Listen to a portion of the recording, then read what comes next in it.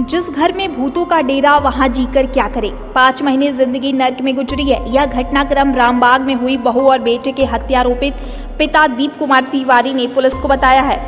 उनका प्लान अगले दिन मानसिक रूप से अस्वस्थ बेटे को मारकर फांसी लगाने का था, लेकिन उससे पहले ही उनकी गिरफ्तारी हो गई। बहू और बेटी की हत्या के बाद उसे पछतावा हो रहा है। वह घटना की वजह मानसिक परेशानी बता रहा है।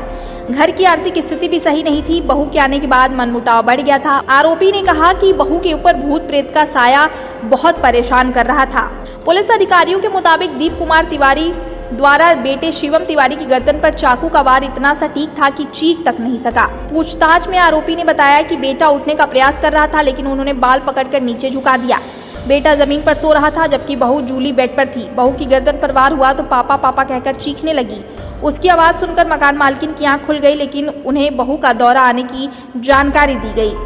आरोपी ने बहू और बेटा की हत्या करने के बाद छत पर सो रहे विक्षिप्त बेटे को जानकारी दी। वह नीचे उतर कर आया और उसने शव को हिलाकर देखा और फिर ऊपर जाकर सो गया। आरोपी चाकू लेकर छत पर चला गया। बता दें कि शिवम ने जूली से लव मैरिज की थी। दोनों ने एक दूसरे का हाथ सामूहिक विवाह में थामा। दीप कुमार का कहना है कि वह शादी से नाराज नहीं थे, बस बहू के आने से परेशानी बढ़ गई थी। चाय का कारोबार भी सही नहीं चल रहा था। घर में आर्थिक तंगी हो गई थी। बहू और बेटे के बीच कहासुनी और लड़ाई झगड़ा बढ़ गया था। हम लोग खाना खाया, ये ऊपर चला गया। कौन लड़का? ये लड़का खाना खा के ऊपर चला गया जी, बिछौनिया लेके। हम कमरे में ही रुक गए। हम कमरे में लेटे रहे थोड़ी देर। उसके बाद में फिर हमने अब वो जो कर्म करना था वो किया। क्या कर्म किया? गर्दन काटा। किसका काटा? लड़के का काटा पहले। हाँ, फिर अच्छा। बहू का काटा। अच्छा, ठीक। हाँ। उसके बाद मैं ऊपर गया। हाँ। हाथ मुँह धोया, सबको धोया, ऊपर गया। ऊपर जाने के बाद इसको जगाया। हमको मोनू उठो, तो कहने लगा हमको सोने दो। हमने नहीं उठो, चलो तुमको नीचे एक चीज दिखाए। मोनू आया, हमने कहा देखो ये दोनों लोग खत्म हो गए। इसने हिलाया, कहता पापा कैसे हो गया? हमका बेटा आप कैसे बतावें कैसे हो गया? हमने चलो अच्छा ऊपर। हम दोनों लोग ऊपर चले गए।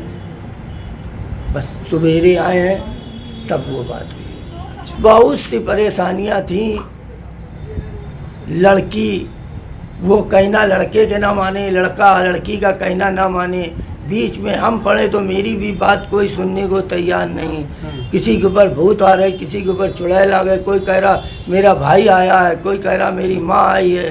कौन कह रहा है? लड़की कह रही। क्या आई है मतलब? मतलब मेरे ऊपर आए हैं। अच्छा। मेरे पास आते हैं। अच्छा। हमसे बात करते तो जिस घर में भूतों का डेरा हो जाए उस घर में चीख के क्या करेंगे? जब से आई हो तब से हम संसार के सारे लेखनों में फंसे हैं। हम तब तो परेशान तब नहीं हुए जब हम 2 लाख रुपए उसमें प्रधानमंत्री की किस्त में जमा किया। उसमें जो कमा के लाओ सब कुछ है ही नहीं, कुछ कमा के लाओ है ही नहीं, तो कहाँ चला जाता है? तो मुक्ति ही पाए जिंदगी से। जब बहू तखत पे है जी और लड़का जमीन में है जी, तो लड़के के जब सोते हुए कोई आदमी कर दो तो वो उठ के खड़ा हुआ। उसको खड़े खड़े बालों के साथ में उसको लिटा दिया, इसलिए वो पेटवारा हो गया। बहू उठी पापा पापा पापा, उसकी भी गर्दन पकड़ के काट दी। अच्छा। और आपकी जो पड़ोसन का ये कहना था, आपके जो पीछे रहती है मकान मालिक, हाँ। उनका कहना था उन्होंने चीख सुनी। ये कब की तो बात जब है? उन्होंने चीख इसकी सुनी है और तभी अब बाहर निकल के हमने उनसे कहा है। हमने कहा कुछ नहीं, उसको दौड़ा पड़ गया है।